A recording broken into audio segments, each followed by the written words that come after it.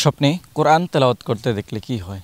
আমরা অনেকেই ঘুমের ঘরে স্বপ্নের মধ্যে কোরআন তেলাওয়াত করতে দেখি, কিন্তু আমরা হয়তো এই স্বপ্নের সঠিক অর্থটি, সঠিক ব্যাখ্যাটি জানি না। এজন্য আমরা চিন্তিত হয়ে যাই।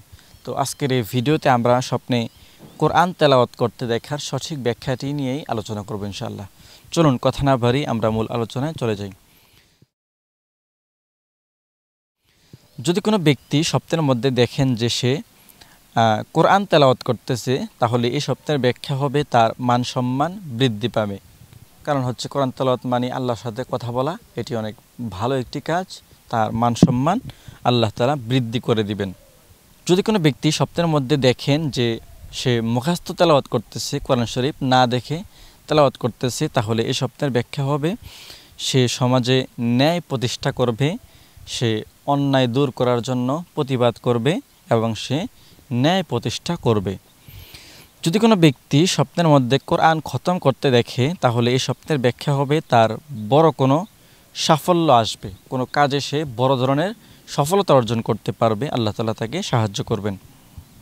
যদি কোনো ব্যক্তি স্বপ্নের মধ্যে দেখেন যে সে কোরআন তেলাওয়াত শুনতেছে, নিজে তেলাওয়াত করতেছে না, অন্য কারো কোরআন তেলাওয়াত শুনতেছে, তাহলে এই স্বপ্নের ব্যাখ্যা হবে সে ষড়যন্ত্রকারী ষড়যন্ত্র থেকে হেফাজত থাকবে।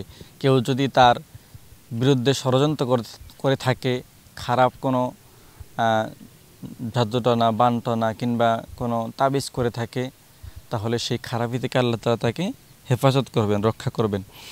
যদি কোনো ব্যক্তি স্বপ্নের মধ্যে দেখেন যে সে কোরআন নিয়ে বিতর্ক করতেছে, কোরআন নিয়ে ডিবেট করতেছে, তাহলে এই স্বপ্নের ব্যাখ্যা হবে সে কঠিন বিপদে পড়ে যাবে। কারণ কোরআন তো আল্লাহর কথা, এটি নিয়ে দ্বিমত পোষণ করলে, এটি নিয়ে বিতর্ক করলে তার উপরে তো অবশ্যই বিপদ আসবে।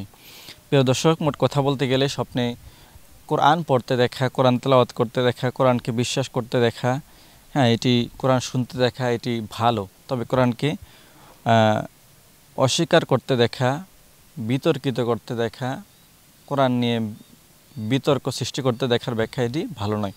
আশা করছি আজকের এই ভিডিওটি থেকে আপনারা উপকৃত হয়েছেন। ভিডিও ভালো লাগলে লাইক করে, সাবস্ক্রাইব করে আমাদের চ্যানেলের সাথেই থাকবেন। ধন্যবাদ।